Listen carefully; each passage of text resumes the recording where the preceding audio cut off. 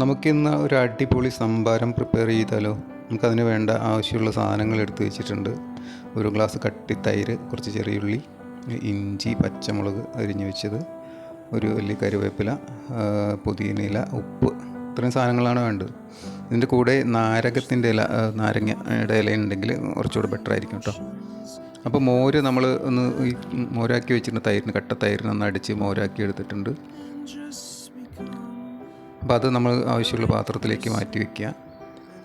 അതിനുശേഷം ഈ ഇഞ്ചിയും ചെറിയുള്ളിയും പച്ചമുളകും കൂടെ ഒന്ന് ഇടിച്ചെടുക്കുക, ചതച്ചെടുക്കുക.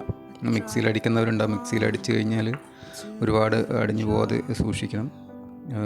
ഈ ചെറിയുള്ളിയൊക്കെ ചിലപ്പോൾ ടേസ്റ്റ് മാറിക്കഴിഞ്ഞാൽ കശക്കാനുള്ള സാധ്യതയുള്ളതാണ്. അപ്പോൾ അത് നമുക്ക് ഇതിനകത്തേക്ക് ഇടാം. ഇതിനകത്തേക്ക് ഇട്ട് മിക്സ് ചെയ്ത് കൊടുക്കാം നന്നായിട്ട്. അതിനുശേഷം വെള്ളം നമുക്ക് എത്രയാണോ ആവശ്യമുള്ള അത്ര വെള്ളം. നമ്മളിപ്പോൾ ഒരു ഗ്ലാസ് തൈരാണ് എടുത്തിട്ടുള്ളത്, നല്ല കട്ടിയുള്ളതുകൊണ്ട് 2-3 ഗ്ലാസ് വെള്ളം ഒഴിക്കുന്നുണ്ട്.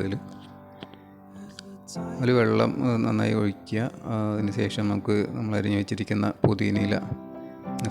മല്ലിയില ചേർക്കുക. പുതിനയില ഉണ്ടെങ്കിലും ചേർക്കാൻ ബെറ്ററാണ്. ആവശ്യത്തിനുള്ള ഉപ്പ് ചേർക്കുക.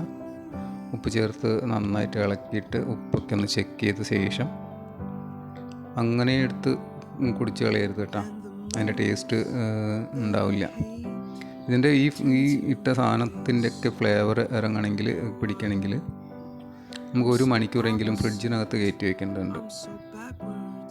അപ്പോൾ ഇതിങ്ങനെ തന്നെ ഒരു തട്ടെടുത്ത് മൂടി ഫ്രിഡ്ജിനകത്തേക്ക് നമുക്ക് കയറ്റി വയ്ക്കാം. എന്നിട്ട് 1 മണിക്കൂറിന് ശേഷം ഉണ്ടോ അതിൻ്റെ മണം അത് പുറത്തെടുക്കുമ്പോൾ തന്നെ